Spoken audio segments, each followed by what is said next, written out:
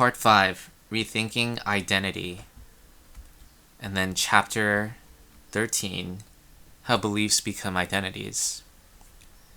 This first section is actually pretty straightforward.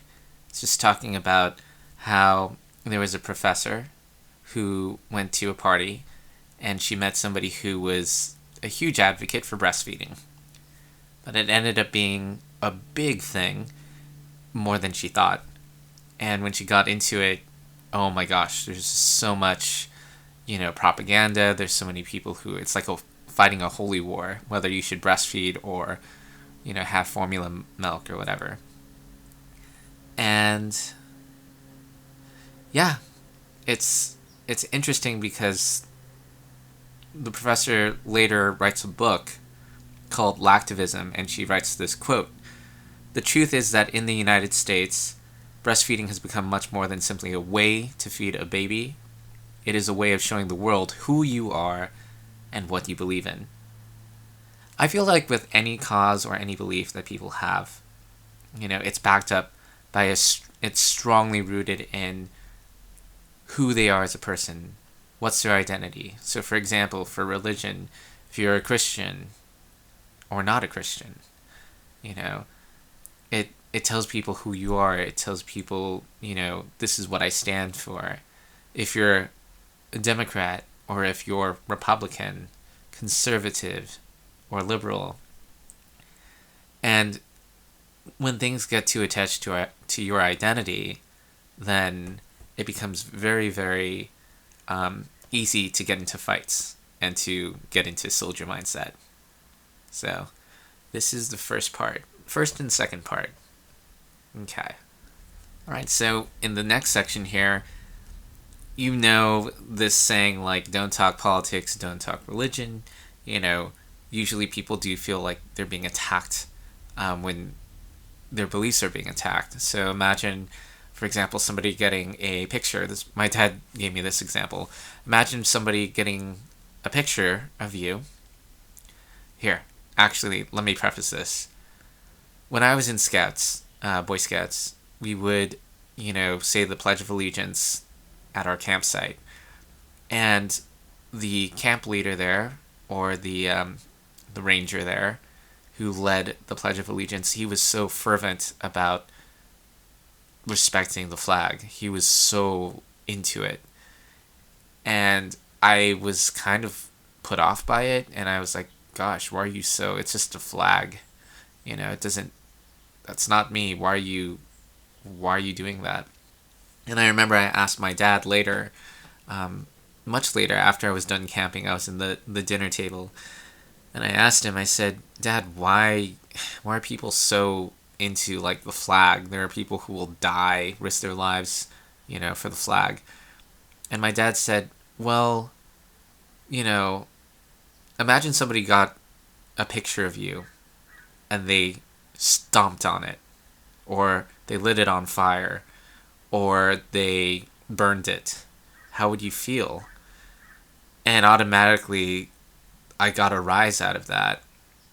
And I was still silent. And my dad said, that's how people feel about the flag. It's a symbol to them. It's a symbol of who they are as a person. And if you do anything to the flag, it's like you're doing something to them. Just like with your picture. If somebody got your picture. So when somebody says, don't disrespect the flag, they mean it. And now I started to understand more, because I didn't have a connection with the American flag, but if I do have a direct connection with my own picture, right? Sometimes people wouldn't care or anything, but still, if you saw somebody doing that to something of yours, it would make you pretty defensive, pretty sure. And, that's what it means for something to be a part of your identity.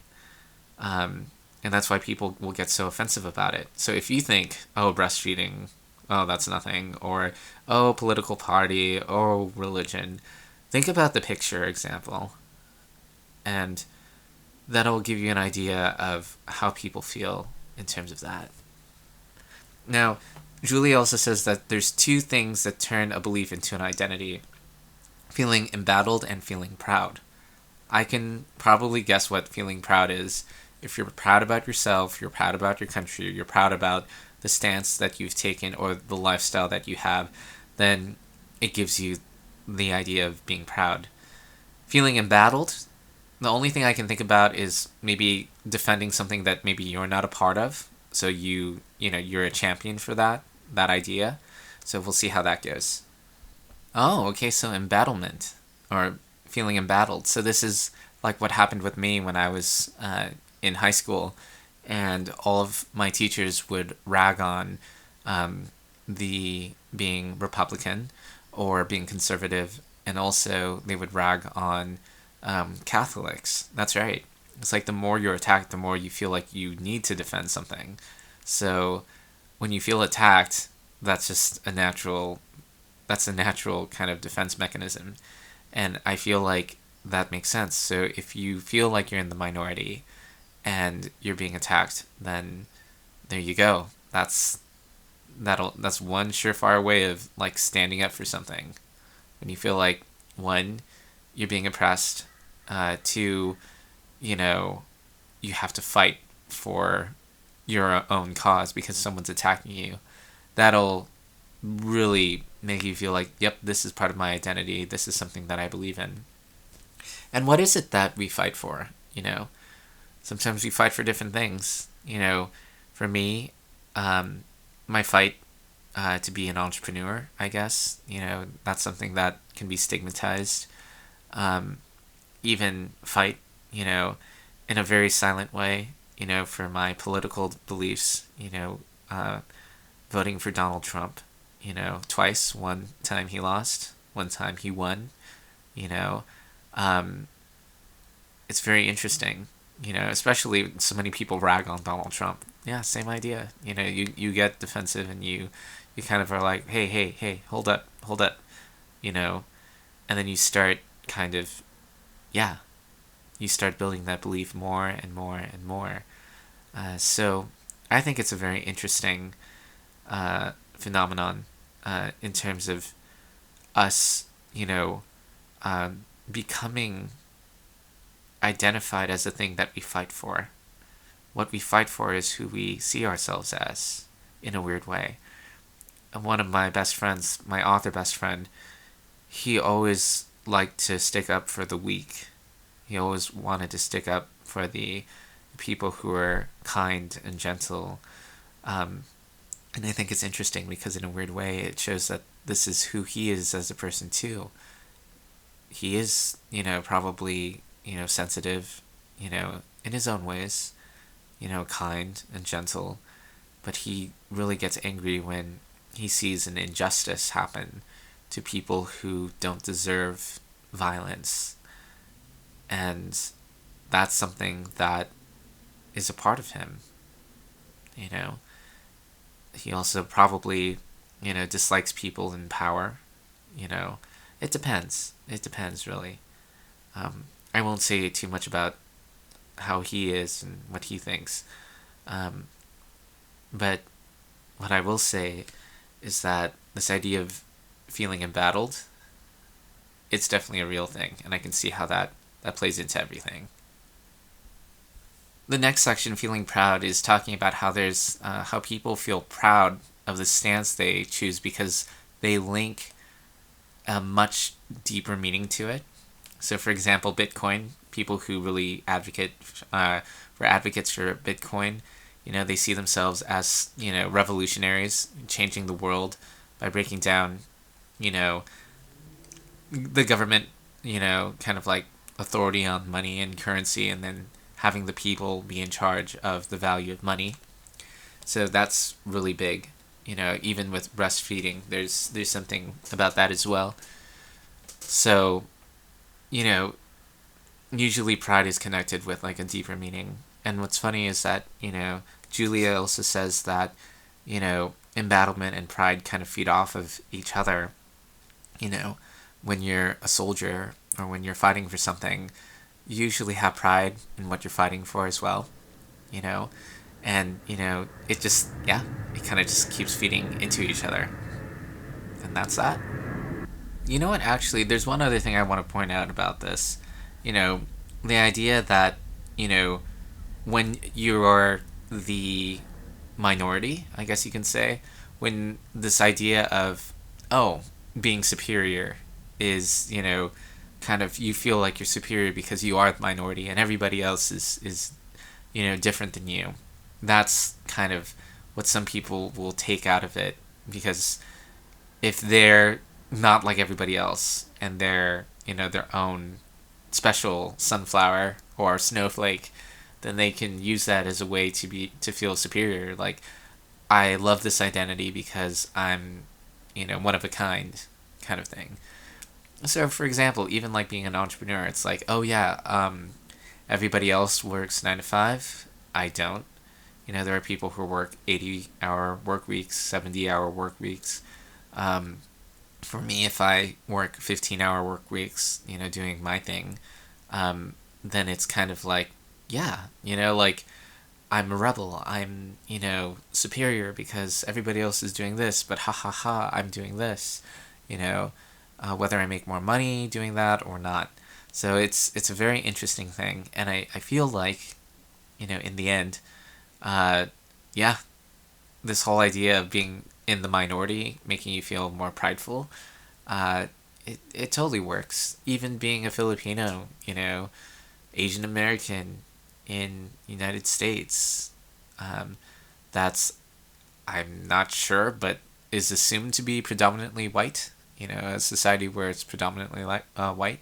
It's like you feel proud because you're like, oh yeah, well, cool. Well, I'm the minority, and why does that make somebody superior? It's because, oh, I can stand up, or I can live in a, society where I am, I've got all the stacks against me, and yet I'm still able to, function in society, or why am I like, why am I stuttering? I can function in society. I can, talk to these people without feeling intimidated. I can, you know, even have friends among these people. All these things kind of add up. They all add up. This is interesting because the next section, Probability Wars, is about two philosophical takes on probability, the frequentists and the uh, Bayesians, or Bayesianism, which is interesting. Basically, it's the exercise that I did in chapter 6. I learned how to quantify my confidence, and that would explain like how I would place bets and stuff like that, and how I would judge my chances on something is knowing how certain I am about the probability of something. And and people, it's funny because people think that that's the superior way of thinking, and I think that's a really meta interesting way, and it kind of is it's very, it's deep. It's definitely a lot more. I feel like there's a lot more nuance to it than just frequent. What is this called? Frequentists, who believe that it's just whatever the probability is. That's what it is. I think frequentists are more like Spock. So this is kind of like what I feel like the author is saying. Like, Spock is kind of like a frequentist, and a Bayesian is like somebody who actually bases their chances of probability on their confidence in knowing that what they believe in, which I think is really interesting. I think I'd probably be an Asian Bayesian. I think like it does make sense for me, but it's so very fascinating because even for that she mentions, and this is her own personal kind of take or story, I'm pretty sure, that even something like this is something that people really fight over. This is really cool. she starts pointing out ways that you can think that a belief can be an identity. And the first one is when you say I believe in something, because when you say I believe, you're prefacing the statement, whatever you're making, that it's part of you. It's part of what you believe. So if I said people change, that's one thing. Okay, people change. But if I say I believe people change, there's a nuance to that. It's saying something about me because it's saying I believe, it's like saying, a bad person can become a good person, or I believe that, things, are in flux. So I'm more apt to be more open-minded possibility. So that's the idea, possibly. And that's the idea of saying I believe. It's when you're actually making a statement about yourself more than making the statement itself. The next one, getting annoyed when an ideology is criticized. This one is also really good. Like whenever you feel like you get a rise out of something, or you feel like, oh my gosh, I want to step in and say something. I just want to shut this person down, like right now. Then it's definitely a sign that you take this personally. It's part of your identity, and when you and when someone criticizes it, it's like you're going into war. So, quick story: an online friend of mine, really didn't like the Marvel character, X-Men character Wolverine. Had really some bad issues with Wolverine, but Wolverine was my favorite X-Men. And I remember she was bagging on Wolverine, and I said, "Hey, do I ever like bag on your favorite superhero? Like, please, just don't do that in front of me." And it was really funny. We were able to be okay with it, but but still there was kind of a rift. Definitely, there was a rift after. So is that really okay? Um, well, what's interesting is that, yeah, you start feeling defensive when you feel something is a part of your identity, whether it be your favorite superhero or something. And maybe that superhero, you identify with them for some reason. So that's, that does it. And what's interesting too is that, she mentions her beliefs also, that she's an atheist, and she takes pride in that, and I think that's totally cool. Again, I'm a believer, I'm Catholic, and I take pride in that as well. And what's interesting is that, there is a way that, people can actually have different beliefs but still get along or still agree with each other. It's the idea of finding common ground. And what's interesting about it too is that, yeah, when you identify so much as something, sometimes it's hard to kind of like pull away from when you hear offensive remarks, or you feel like something like that, kind of attacks your kind or your tribe.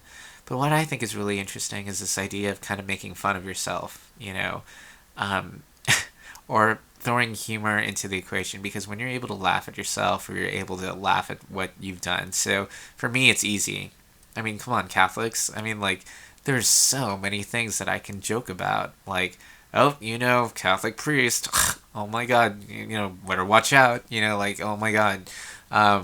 That's easy, super easy. Or be like, oh yeah, right.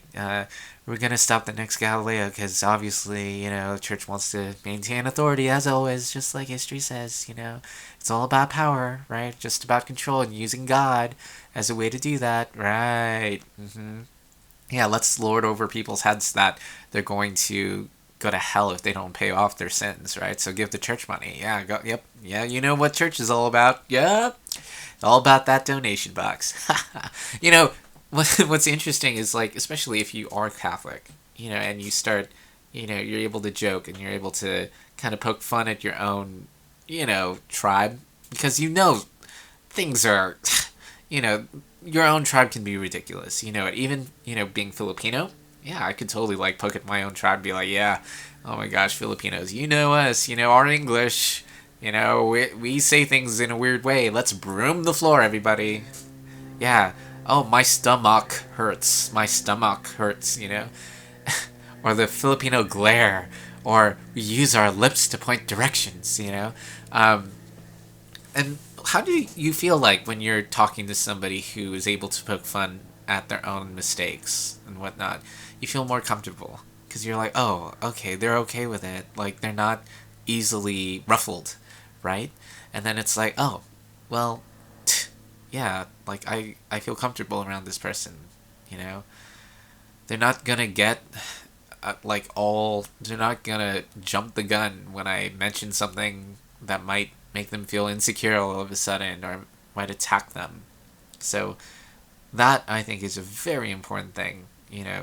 Part of charisma, part of being able to get along with other people is to, yeah, you still belong in a tribe, sure, but just because you belong in a tribe doesn't mean that they're perfect, or uh, you have to defend them in every single way. You can make fun of them too, and that shows that you're comfortable where you are, who you are, all these different things.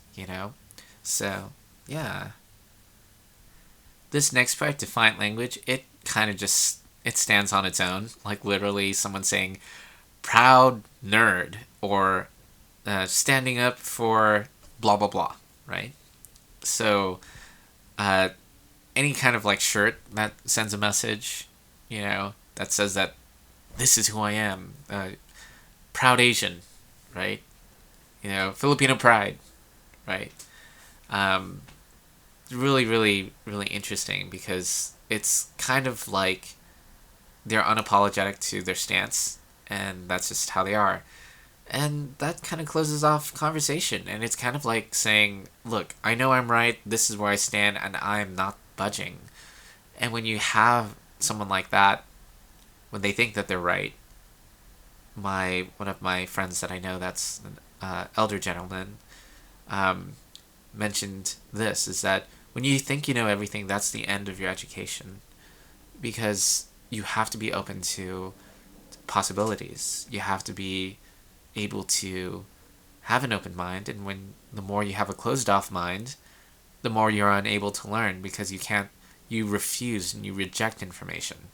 Any information that doesn't, align with your beliefs, you throw it out. What if that information is relevant? Same thing with even Catholics before, when Galileo came, they were so sure that they were right. They knew with fervor that, if it's not in the Bible, then it shouldn't be true. Um, and then look what happens. You know, their foolishness and their pride, which is the thing that Jesus even talked about. Is what it like. It's funny how there are religious institutions that preach what Jesus preached, but they don't really follow what was actually said. And pride is a hubris, or sorry, hubris is pride. Sorry, but that's such a limiter when you have so much pride that you're unwilling to open yourself or listen to the other side because you just reject them before you even really listen to them. So that's that. A righteous tone. Okay, so this next part, it kind of really reminds me of, and I'm gonna start being a little political here, like Hillary Clinton, when she was running for president. Take the high road, right? Very righteous tone. And I see this a lot with, it can be from both parties, honestly. A lot of Republicans were doing the same thing. Democrats were doing the same thing. Reason why I felt like I was able to trust Donald Trump a lot more was because, he wasn't trying to cover himself up with being righteous. And yeah, he did have convictions, and yeah, he felt like he was doing the right thing. Don't get me wrong. But I never felt like he had a holier than thou kind of pride that I see a lot of the Democrats and their leaders have sometimes is they'll be very, oh yes, like take the high ground. Obviously, Trump is a racist, a bigot. He, he's a crook because he's a billionaire.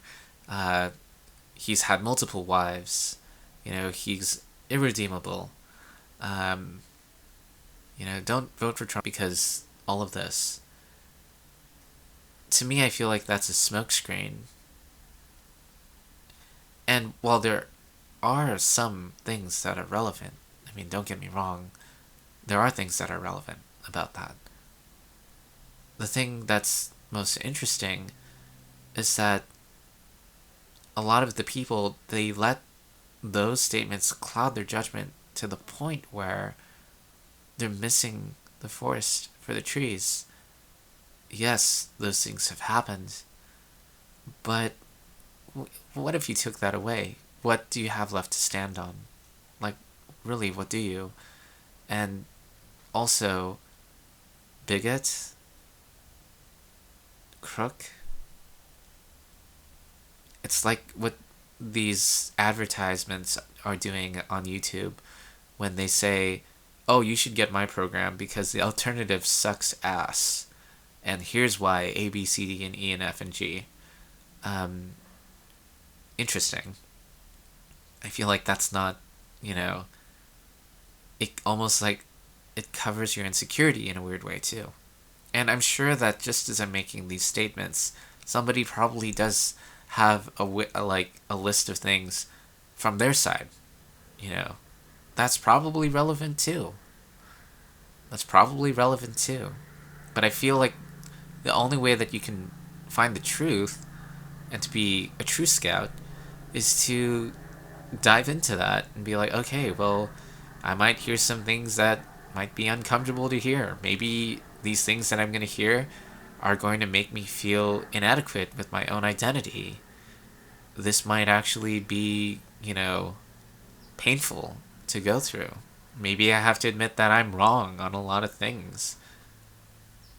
And that pride, again, becomes a barricade, or it becomes a barrier that prevents people from opening up like that.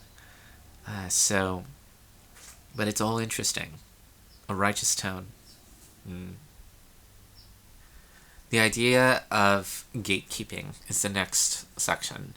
And this one's good. I see this a lot when it comes to actors or even voice actors. The idea of you're not a true voice actor unless A, B, and C, right? And there's like stipulations, that are things you are, whether you are a true voice actor or not is contingent on blah, blah, blah, And it's interesting because it's like there is an elite class and there's like separation, and people like to feel elite. They like to feel proud, and when too many people oversaturate a certain ideology or a group, then it starts being it's like, no, you're not a true. For example, I'm Filipino American, but people would say you're not true Filipino because you lived in America. You've only been to the Philippines twice, only for like 2 weeks each. So you're not a true Filipino. That would be like gatekeeping. It's like you have pride of who you are, and you have like a status quo or you have like standards that you have to be eligible to accomplish or to have in order to be a part of that group. And it's interesting because while this may seem bad or whatever, I mean, it happens every time when you have like a doctor, when you go to college and you get a degree. We constantly, I feel like we have badges that we're trying to fulfill. Becoming an Eagle Scout, for example, or being a third degree black belt, in my case. It's like, I mean, our badge is really that bad, and it doesn't mean that it's bad, but what it does mean though is that it's a sign that this is part of your identity. This is who you identify as, especially if you work really hard for it. So getting a PhD, being a published author, for example, or being an actor who's on screen when the credits are rolling, all these different things, you identify as this person, or you vote for a certain president, so now you feel like, okay, this is my, stance. Um, so I think that that could be a thing too. You're not truly a Republican or Democrat unless you voted, and if you didn't vote, then you're not a true, believer, right? Or in church or whatever. So, yeah, these are just, indicators of identity, social markers, I guess you can say. All these really point to things. So, yes, yes, interesting. Schadenfreude, I believe, is the next section. Um, Interesting. It's like when you grin when you hear that somebody that like a tribe that is your opposite is, something bad happens to them. Like, I don't know. Like, if a liberal heard, like, Fox News, blacked out for a week, they might just be like, ah, that's what they get, those bastards. Right? Or I don't know, like if a Catholic or like some Christian like hears like, oh yeah, what's his name? Richard Dawkins gets owned by, uh, religious leader in public debate. Like they'll be like, yep, you had it coming to you. Like it's so funny because it's like, yeah, people do that. And there are things that I can see even myself probably grinning at, things that you know, I don't know, that I'm like, oh, okay, yeah, yeah, that's what you get. It's interesting, but yeah, it definitely points to your identity of who you are and what you believe in. So, not much more to say about that, but I think that's a very strong indicator. Like, do you find yourself grinning, or you feel happy when somebody else, or some other group, uh, some misfortune falls upon them? And I'm sure everybody has that, feeling. But that's a good way to say, okay, whoa, hold up. This is how I identify. Okay, well, now that I know that I identify as this, am I closed off? Do I have the same limitations as a lot of these other people who are in this same tribe? Am I able to be a scout? Am I able to be a mediator? Or am I stuck in soldier mindset? Right? So, very excellent, interesting idea. It's funny because as I read more of this book, I know, it makes sense that a lot of these ideas and a lot of views that the author has, right, is probably not parallel to my own. You know, it's not. They're not. Even so, though, I love going through this book anyway, and I agree with a lot of the things that are being said because on a rational point of view, literally, these things make sense. There is credence to a lot of these things. In terms of political views, religious views, that I honestly, you know, I kind of take pride in the fact that I'm willing to be, yes, a minority, and be willing to open up and listen to people who are not my tribe. Is that a minority? That's also another question you can ask. And sometimes you feel pride because of that. Because you're like, I'm not stuck in one way.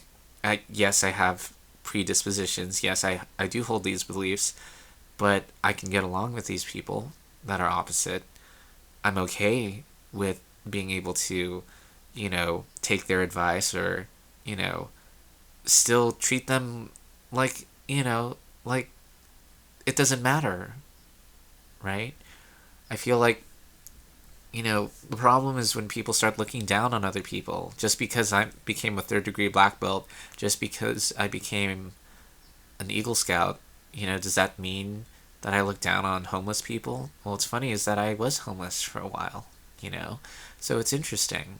Like, so I have a duality of things. I'm Filipino, but I'm also American. I have white friends and I have Asian friends, and I have friends in the middle. Doesn't matter. You know, um, to me, I live in California. There's a lot of stigma against California. I actually live like pretty close to Hollywood. There's a stigma for that. But I've also lived in a rural area. I used to live, where my wife used to live, which was a small town that had a very small population where everybody knew each other. Well, not everybody, but, what, like 10,000, 17,000, 10? I know that's a huge range. Yeah, around, I would say maybe 17,000. I'm being realistic, 17,000, I, I think. Um, Let me look it up. Yeah, as of now, it's 10,000. Um, okay, 10,000, yeah. So of 10,000, steady.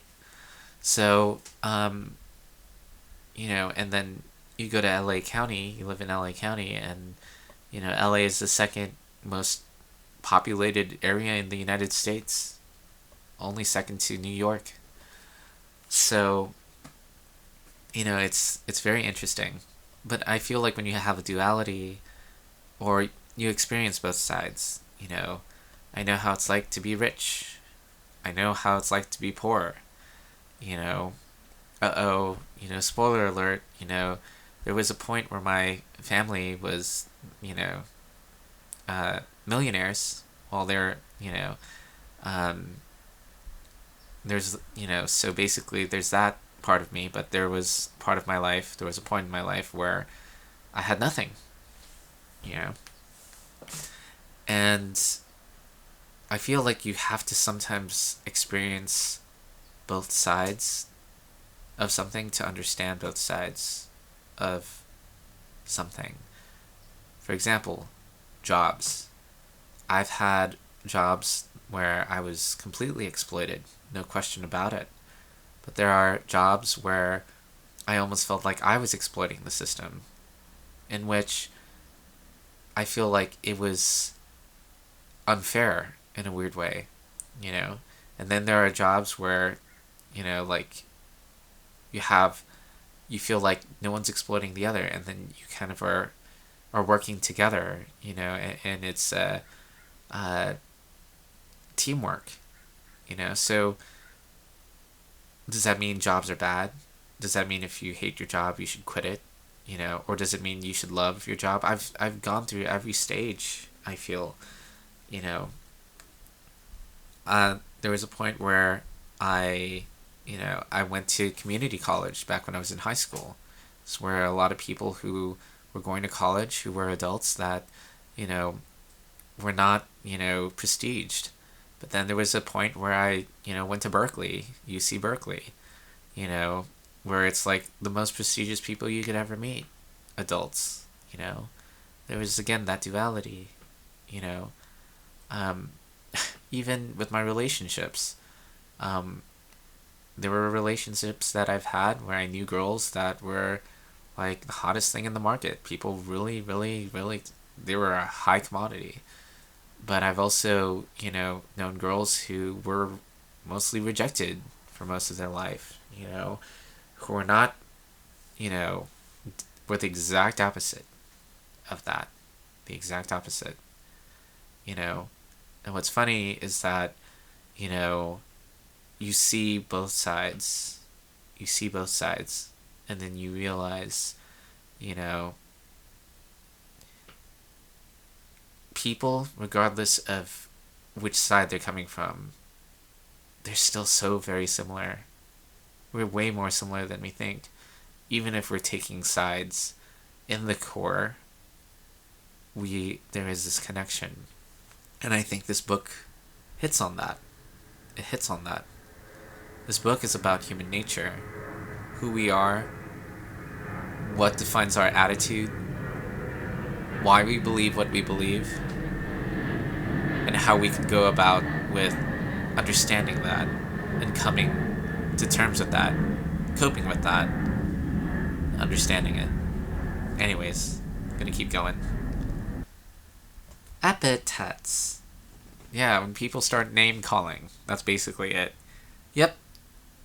I don't think I need to go into this too much. I think we all know, uh, the slurs that people give, other tribes, and that, if you're slurring somebody, most likely, um, they're not your tribe. There you go. The next part, having to defend your view. This is why I never fight too much with my wife when it comes to things that I want to take time on. Having, making her maybe think about it, but not, um, I don't know. So, for example, like life choices that you have to make. I remember before I wanted to get married in a church, right? She wanted to be married in a rose garden. We were fighting over that. Well, guess what? We didn't end up marrying in a church. We didn't. But at the same time, we had a pastor that, you know, uh, uh, made our wedding, you know. And it was an interesting kind of compromise. I think in the very beginning, we started fighting about it. We were really, really fighting about it. But then we both laid off of it. And over time, because we weren't constantly battling with each other, we came to. We came to, and I was like, you know what? A rose garden actually does sound a lot more beautiful. I mean, churches, they can be kind of like murky, they might be closed off, maybe, it's got this kind of, very serious vibe to it, like, right? And nothing against people who want to get married in a church, I understand that, but it's like I started realizing, like, wait a second, like, okay, no, this is okay. And then, for my wife, she was probably like, you know what, like, I mean, religion is something that my husband really, really treasures. So, you know, I'm totally okay with having a pastor, make us officially wed. I mean, I don't have anything against, having a nice, sermon, or having a nice, beautiful message. And there is that saying, like, love is patient, love is kind. I think that is something I want to, have in our wedding. That's a really beautiful thing. I really feel like it. I'm not going to say too much from my wife's side because I can only assume so much. Uh, but anyways, though, so for both of us, because we weren't locked in battle the whole time, when it came to the wedding, we were totally cool with it. We were totally cool with what ended up happening, and you know, it ended up being perfect. None of us felt jilted or anything. But if you have to defend yourself all your life, if you have to defend your position for a majority of your life, and then you're forced to change your mind, it's like you feel like you gave in to the enemy. You gave in to, in the end, they were right. So all these years, all this time, I've been wrong. I felt somewhat the same when, I found out my dad was having an affair. Like I was fighting for him really hard for a good amount of years. And then there's empirical evidence. What do I do? I had to accept it right away. I had to.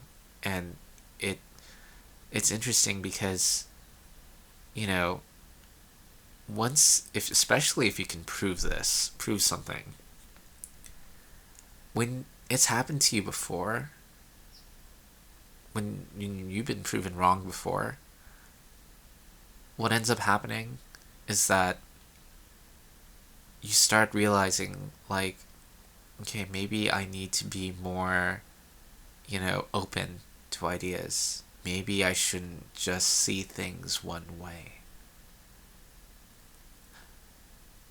There, sometimes you ask the question when you're a kid, and maybe this was a dangerous question for me to ask. And I said, if I were to choose between who to have as a parent, who would I choose? I actually, a long time ago, I was like, oh, I would choose my dad, obviously, because my dad, you know, he's supporting the family, he's making money, my mom doesn't work or anything, so if we were left with my mom, then, you know, we would, you know, yeah, everything would just fall apart, so I would choose my dad. But what's funny is the opposite happened. My dad ended up having a heart attack But what's interesting is that my mom inherited, a lot of money because of life insurance, because of all these things that my dad was doing. He also had a company that he was working for. Um, we didn't even know he was making so much more money with this other company that he was working for. And that money came to us. And we were getting a fat paycheck frequently. After my dad died, in many ways, we lived a much more luxurious life after my dad's death. And then I realized in a weird way, it's like I was wrong. You know, like when my mom actually ended up being the the other person left in the family, we were thriving more. You know, and it's like you have to. And for me, it's like that realization, like, oh, my dad was wrong, my mom was right. And what does that say about me as a person? Maybe I was pro male because I'm a boy, right? Maybe I was, it could have been it could have been a gender thing. Maybe I was biased, right? And then, and then the truth happened, and, I got to witness what really happened, and I was like, wow, I guess, I guess it actually wasn't so bad. Actually, maybe this was the best way that things could turn out if one of my parents had to go. So interesting. In the end of this chapter, Julia mentions how this whole idea of breastfeeding could end up being deadly. Something I did not even think about. But the idea that so many people believed that breastfeeding was the best way, it was challenged when the CDC said, well, breastfeeding can transfer AIDS to your baby. So if you have AIDS and you give your child breast milk, they can get it too. And a lot of babies had to die before people started really coming around to the fact of acknowledging that, oh, yeah, I should probably not do that. So that's why this is important, because beliefs can even be, in a way, in very innocent ways, innocent seeming ways, deadly. So be careful. Be careful of what, your your beliefs are. It may end up costing you your life. For example, you believe that seatbelts are unnecessary. I've never been in an accident my whole life. Seatbelts did nothing for me. I don't know anybody who's gotten into a car crash. Your belief can very well be that way, but it can also be deadly. So, I think that's, the main thing, Julia points this out in her book, is that, the book doesn't focus on getting along with other people. That's not the point. Even though you can imagine that this is a good way to identify and figure out, okay, where do we start, striving to improve things. It's more about being more clear about getting new information and filtering it intelligently to the point where you're like, okay, I'm not gonna let my bias stop me from learning the truth. And the truth, very interestingly enough, is sometimes what people honestly need more than they think. Sometimes. I think most of the time. But anyways, that's my thoughts on all that. So anyways, thank you again, everyone, for listening to this, hearing my thoughts on it. This has been a great day, to kind of think, ponder, and dig into this idea. Everyone, have a good one, and until next time.